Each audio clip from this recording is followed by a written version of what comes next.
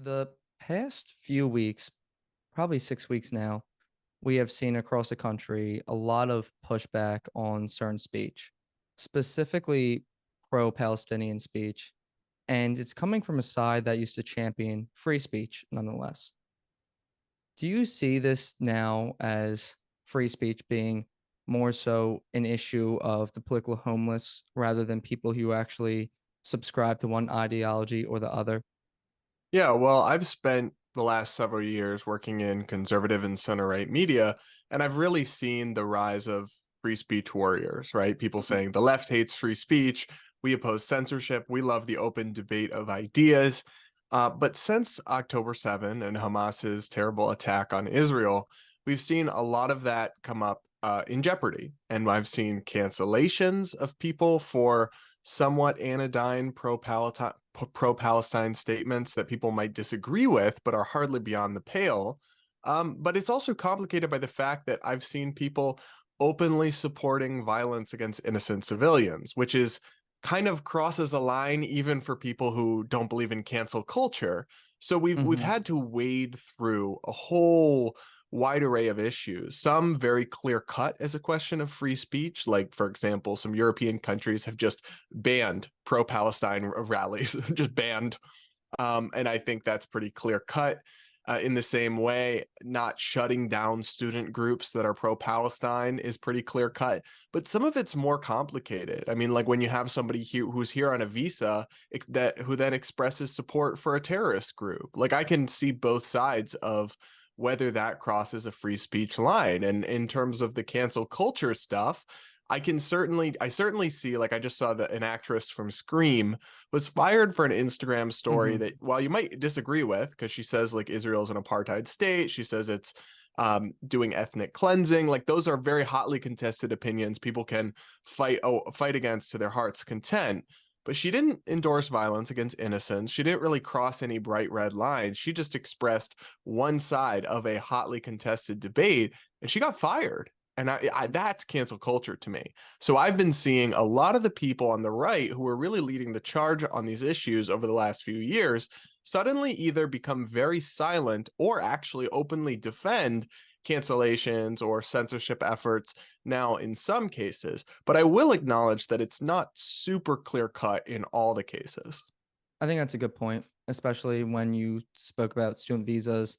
And there is one college group in Florida specifically where they endorsed the Hamas fighters and their pretty much terrorist attack they committed on October 7th. So there is some nuance to it, and it's not there's some gray as there is often is regarding issues. But when it comes down to calling this out, have you encountered much pushback now when you say like, hey, that actress shouldn't got fired, or we shouldn't just outright ban pro-Palestinian protests? Because people on the right that I've noticed will come out and take such a strong stance in support of Israel, and that could be based on their sympathies for what happened on October 7th, but it doesn't exactly justify violations of free speech that kind of they'd be defending prior to that. Yeah, no, definitely. I have gotten a lot of pushback. There's a few issues that kind Hmm. of cloud people's brains and they feel differently. One of them is abortion, and another one of them is Israel-Palestine, where people who might generally feel one way about a given issue just have super strong emotions and adopt a different position on something. And there might be valid human reasons for that, but that's just something I've observed. I've definitely got a lot of pushback because there's also this question. I would say there's widespread ignorance about a couple key concepts at play here. There are exceptions to the First Amendment for the concepts such as the incitement of violence, but those are defined extremely narrowly. But a lot of people don't understand just how narrow those exceptions are. So, according to our current Supreme Court precedent, you are allowed to openly endorse and advocate for violence under the First Amendment. You just can't engage in speech that could directly and proximately lead to unlawful activity in the imminent moment. A good example I like to use is a really homophobic person could say, I think society should round up all the gays and kill them. But a homophobic person leading a mob with pitchforks couldn't point at Brad Polumbo and say, "Let's go kill that gay." The second one is not covered by the First Amendment, is not protected free speech, but the first one actually is. And so even when you have people advocating for the destruction of the state of Israel or chanting things like from the river to the sea, Palestine will be free, that many Jewish groups interpret as a call for ethnic cleansing, even when they say those things, those actually are protected speech. But I keep hearing people say, nope, that's incitement of violence. What are you talking about? That's incitement of violence, because they're not actually familiar with the Supreme Court precedent and the specifics of how constitutional law works in this country on these questions. But they've just heard, oh, well, you can't advocate for violence. You actually can. But of course, a lack of civic understanding and education in this country is not a new problem, and it's not one that's particularly germane only to one side of the political equation. I mean, I love to bring up this poll that 2 in 3 Americans can't name the 3 branches of our federal government. And yeah, you're not set up for healthy and rational debate on really impassioned issues like Israel-Palestine and the free speech questions that are emerging when people don't even understand the most basic elements of our government and our constitutional system. So I've encountered a lot of pushback, much of which I would unfortunately say is rooted in some degree of constitutional ignorance. And two things that you called out there. The one being under the guise of incitement to violence, which aptly pointed out the difference between what's protected by the First Amendment and what is not. And then not too long ago, you also heard hate speech, which is not really, no one can really define it. It means a lot of different things to different people and is completely protected by the First Amendment. Now, with that, under the guise of, say, hate speech or incitement of violence, you do see these justifications for, say, denouncing people, shouting people down, saying, taking people off social media. And even yourself have been taken off social media before for those things, specifically the first one, incitement to violence. Could you speak on that a bit? Yeah, so I would say I've never actually engaged in incitement of Yes. violence, Yeah. but I have Hmm. had accounts removed with that as the stated justification in a way that shows you actually just how widespread the ignorance is. So people might remember the Kyle Rittenhouse case, which was a young man who brought a gun to a Black Lives Matter protest slash riot and then got into an altercation and 2 people were killed. And the question was he a murderer or did he engage in self-defense? And the jury ultimately found that he engaged in self-defense. And even after that verdict came out and he was found to have defended himself by a jury of his peers, I made a video explaining why I thought that was the correct decision. I never was fully on board with his actions because I think he made some irresponsible choices in the build up to them, but I did think that legally when he pulled the trigger of those in that moment, he was defending himself. And I made a video on this and I actually had it taken down from TikTok with incitement of violence as the stated reason, which makes no sense because we're talking about a historical incident. You can't Hmm. incite something that already happened. But it doesn't have to make sense because it's often a pretext for censorship, and that's the same logic of why the notion of hate speech is so incoherent and dangerous. Because all hate speech really comes out to meaning is speech that I hate. There's a great Michael Scott quote from The Office where somebody says something that he doesn't like. He says that's hate speech, and they go, "No, it isn't." He goes, "Well, I hate it." Yeah. But that really is how hate speech works because another man's hate speech is another man's biblical truth or scientific fact. So you really can't have any sort of restriction. There's a lot of misconception in America about hate speech. Hate speech does not exist as a concept in American law or constitutional rights. So there is no First Amendment exception for hate speech. Hate speech is a category that doesn't exist in America. In some European countries, they have hate speech distinctions in their laws, all of which I think are deeply flawed and shouldn't exist, but it doesn't even exist in American law and in our society. And there's really no way that it ever could because it's kind of like I was talking about this comedian who I kind of like, Matt Rife. He made a pretty controversial domestic violence joke, and a lot of people are upset about it. And I didn't find the joke funny, but what I said was, um, a lot of people will say, I'm okay with offensive jokes, but only if they're funny. The problem with that logic, as my friend Kat Timpf actually first explained to me, is that what's funny is pretty subjective. Everyone finds it differently. So if you can only make an offensive joke when it's funny, there's always going to be people that think any joke, even the best written joke in the world, there's going to be people who don't find it funny. So then you can never make an offensive joke. And it's the same kind of thing in terms of hate speech. Like apply hate speech to the abortion debate, for example, and just set your personal beliefs and feelings aside. Regardless, I could make an argument from the pro-choice side that advocating for pro-life laws is hate speech, right? I could say that they are advocating for women to become second-class citizens. They are sexist, they are misogynist, they're trying to control women's bodies. It is hateful advocacy. And I could flip it around and I could say on the pro-life side that pro-choice advocacy is advocating for the death of the unborn. It is heartless, it is cruel, it is uncompassionate, it is hate speech. Both sides think the other's opinion is hate speech on the extremes of that issue. And so that's a great example of how you can't have any sort of democratically based system, which requires that you hash out and debate what your Mhm. government policies are going to be if you start carving out exceptions for hate speech, because there's a reason that many of the questions that so continuously divide the American public are ever present. Like, why is immigration a reoccurring issue? Why is abortion a reoccurring issue?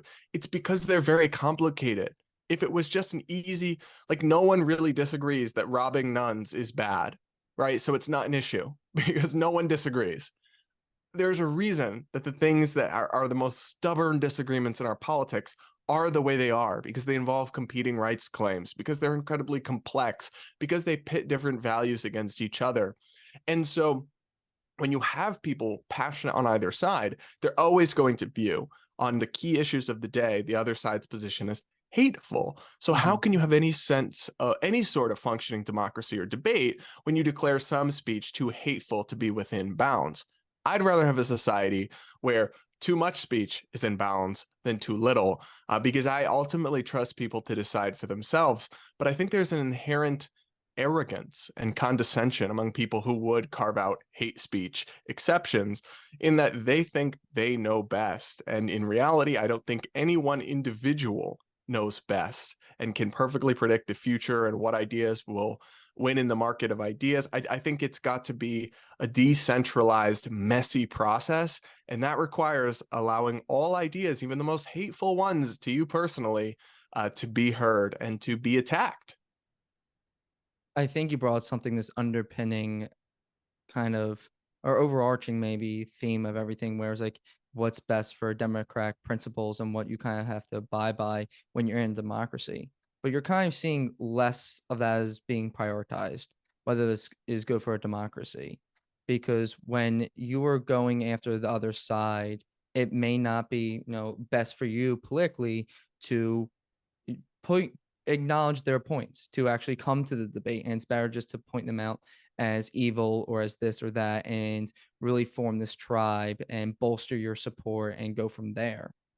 And we have seen this, as I think it was Plato who called this as a flaw of democracy, where two people, it was like say in Athens, are running for they're running for office, running for Senate, whatever it was. And the one's a doctor, the other one's a baker. The baker goes, well, his platform speech is, you elect me, I give you a cake, free cake for 10 years. Doctor goes, that's gonna make you guys all sick. You guys are gonna be sick, you're gonna be fat, no good. Baker turns around and goes, well, you just heard that guy? He doesn't want to give you cake. He wants to deprive you of X, Y, and Z, pointing him out to be, evil, cruel, all this stuff. And that's what I'm seeing a lot of now is that it's not to acknowledge the other side. I don't know how your news feed is or social media, but I follow people on both sides of it, the Israel-Palestine conflict. And I'm like, every time they put things up, I'm like, you're just talking like past each other. Like you just want to win this. And I can understand the emotions to it. I'm not personally tied to it, but it's the reason I mention all of this is I think democratic principles such as free speech, individualism, civil rights, civil liberties are putting to the back seat in sake of winning. Like I want to win and I'm willing to do whatever that is to win. I think you're right, but I think that it's a short-term thinking problem. Hmm. So because oftentimes, the mm, pro-institutionalist or pro-democracy position is not in your best interest short term for your own side, but long term it actually is. So let me give you a good example. There's a divide within the Democratic Party right now where the more extreme progressive members believe in packing the Supreme Court, right? The Supreme Court has 9 judges, 9 justices, and that's not actually set in stone in the Constitution, though it's been that way for hundreds of years. So Congress could, constitutionally, it'd be deeply misguided, but they could add more judges in an attempt to course correct the court's rulings and basically hijack it. And many more progressive Democrats want to do this. And the debate there is that, well, right now the Supreme Court's balance is more conservative and it's blocking student loan bailouts, for example, or the things we support and we want. So it would be in our short-term benefit to rig the Supreme Court in our favor by adding new justices while we're in power. But the problem with that is it's extremely short-term thinking, because what would happen, so for the country overall, it would be a disaster, but even from the Democratic perspective, it would be bad, because what would happen is the next time the Republicans take power, they would pack the Supreme Court again, even more. And then it would go back and forth a few times. And before you know it, you would have a 500-member Supreme Court that couldn't function and would have no legitimacy. And you would lose the Supreme Court as a branch of our government and as a check and balance in our constitutional system. And then, right, think about how many times the Supreme Court, when Donald Trump was president, blocked the things he tried to do. It served as a check and a balance on Trump's executive authority when he tried to do things like restrict Muslim immigration. His first 2 efforts to do that were blocked by the Supreme Court. Liberals then were all about the Supreme Court, like, rah, rah, let's go. Yet, if they went down this path based on their short-term political interest, they would destroy that institution, and that would come back to haunt them and actually be worse for their own political prospects in the long run. So I think when you see people, and I think the same can be, I could give you examples that apply to Republicans as well, but when people are willing to throw away democratic principles or trample over the Constitution in pursuit of short-term political or partisan gain, they're often actually doing it at the detriment of their own agenda in the long run, because they're undermining the systems that will actually protect their own right to advocate for their ideas and actually have a fair opportunity to win the day in the long run. And so I think when we see people turning away from these basic values, it's often a problem that is rooted in short-term thinking, which is something humans are very prone to, right? We have this like strong time bias for right now, but it's not actually logical, and it can be really misguided to just pursue short term. You even see this in business, right? Like a CEO that will make decisions to maximize short term profit that end up destroying the company in the medium to long term, right? And I think that's what political parties do when they trample on constitutional institutions and restrictions in pursuit of a short term gain. Oftentimes they set the stage for their own demise. So, I mean, obviously, as you just detailed, those have serious consequences, whether it be a business or government. And how do you think people, especially younger generations, could see the consequences of this? You spoke at at length about privacy, about how Gen Z and cite data, how they're not really too concerned about the government, looking into what they're doing, and even TikTok, how that algorithm can be a little pernicious and track keystrokes on other apps, and there's not really a care. It's like, that's like the reaction, more so indifferent. And I think part of that, when I was hearing you talk about this, and then just other people, discuss it as well, is there's like a lack of the visualization of that negative consequence. You can't really see what's going to happen. Like, to oversimplify this, like if you have a hot pan on, if you touch a hot pan, you're gonna get burned. But if you say have a lot of just unhealthy food in the house, it may not be just immediately clear how that's going to affect your diet long term, being surrounded in an environment that's not good for your dietary needs. However, that's it's not as clear in the moment as how this is going to negatively affect you down the line. And I think we see that as well in our society. You know, the Buckley Institute conducted each year a poll on free speech, and for the first time in the poll's history, they found that a plurality of the participants said it was appropriate, 46% appropriate to shout down speakers time to time. Like that's not against the First Amendment, but it's kind of like anti, I would say, creating a culture of free speech and creating a culture of challenging ideas and intellectuals, especially on college campuses. So when you to get this back to you, when you like think about this and discuss these issues, do you think of a possible solution to this too? Because right now it kind of seems like it's going on like a downward slope, and I think a lot of the time stories win, and whoever has the best story and can create like a narrative, unfortunately, can be the winner of the day. Yeah, I don't have one perfect solution. I Hmm. often go back to civic education and to critical thinking, which are things that I think have really fallen by the wayside in our education system. So I think the US citizenship test should be something every high school senior has to pass in order to get their diploma. I think that would be a good place to start.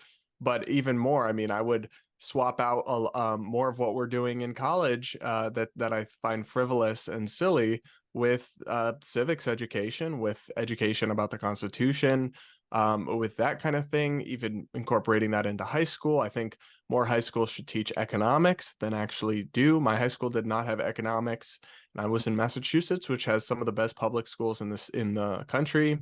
So I would start there, but that's not, there's no easy, you can't hit a big red button and fix these kinds of big picture problems.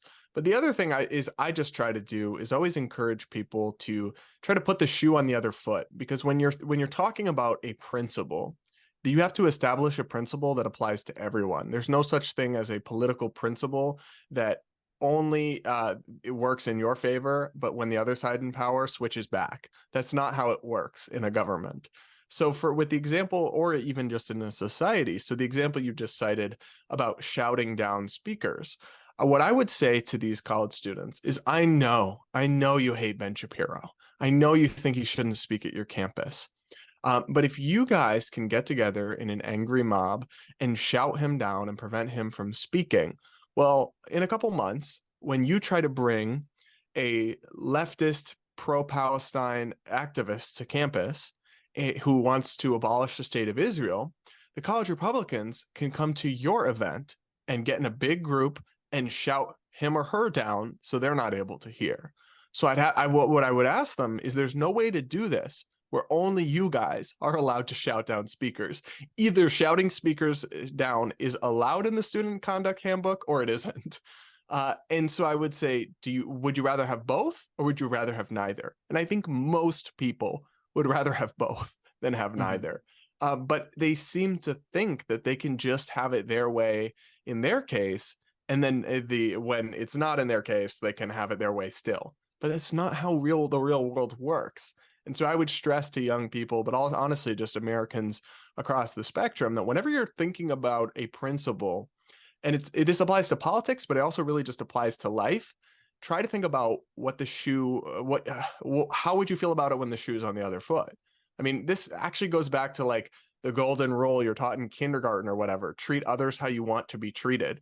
Well, in civil liberties, you have to give others the rights you want for yourself, because if you undermine them for others, you're undermining the structures that preserve them for yourself.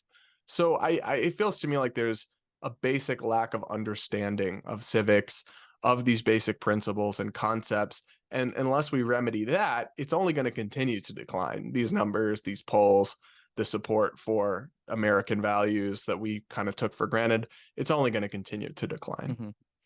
I unfortunately see a lot of the justification of why someone can have it their way, but the other person can't have it with their speaker or whatever case, is because it's a look through the lens of good versus evil, the oppressed versus the oppressor, which seems to be more of a commonplace in today's discourse, where you're just analyzing issues or analyzing the West and the history of the West. And it's like, well, they're obviously the oppressor. They oppress like this indigenous population or these people, and it's interesting, and I would like to get your thoughts on this too, kind of wrapping up, which is I feel for a large part of American history and just history overall in societies, like they're always taught to be the good guys are always doing the right thing. And then as time went on, kind of you look back and like that was not the right thing. Like us probably doing these coups in Latin America probably wasn't right. But then what people do, not exactly revisionist, but revisionist for lack of a better term, will go back and flip the script and be like, they're just oppressors, they're completely evil. And to that point, it's like, well, you're just doing the same thing now. So I'm looking at the history of how it happened. You're just like switching the labels of who was good and who was evil, which is could be just as flawed without kind of like looking about why someone did something and what just really occurred rather than assigning like the good guys versus the bad guys like it's Star Wars. Yeah, exactly. I think good guys versus bad guys is a childish way to view the world, and we're supposed to grow out of it, but many people haven't, which is really quite unfortunate because with very, very, very rare exceptions, perhaps the Adolf Hitlers of the world, there are very few humans ever to exist who are 100% bad or 100% good. We all have done things that are bad, and we've all done things that are good. We all have positive and beneficial aspects of our personalities and negative and parasocial aspects of our personalities. And in the same way, our actions and deeds reflect that. So I don't think I don't think real life is ever as simple as the good guys versus the bad guys. And when you apply that frame to politics, it just leads you to silly places and silly conclusions. Right, is actually the Israel-Palestine conflict, because one could look at the state of Israel and the Jewish people who live there as the oppressors, but also, is there any group that's been more oppressed than the Jewish people?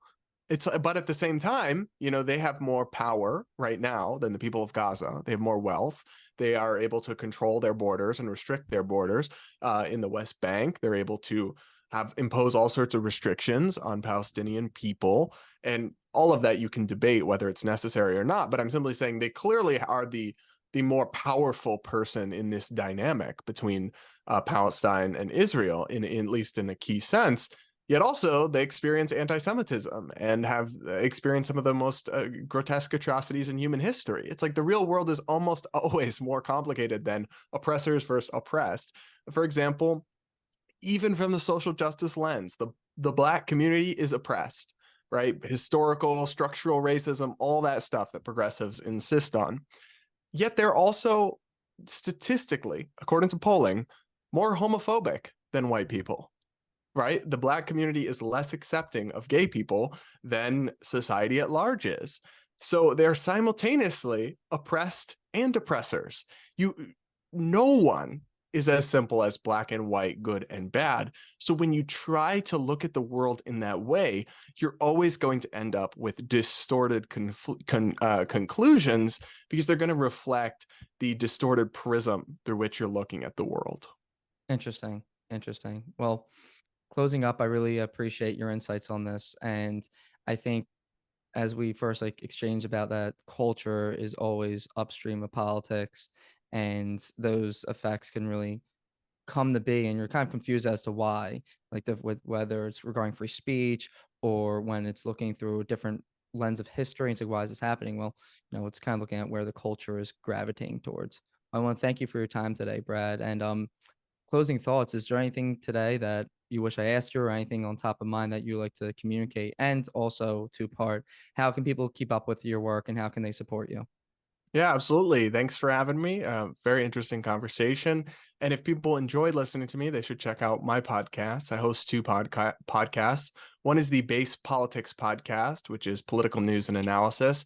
And the other is the Damage Control podcast, which specifically focuses on reclaiming the debate over LGBT issues from insane people on both extremes.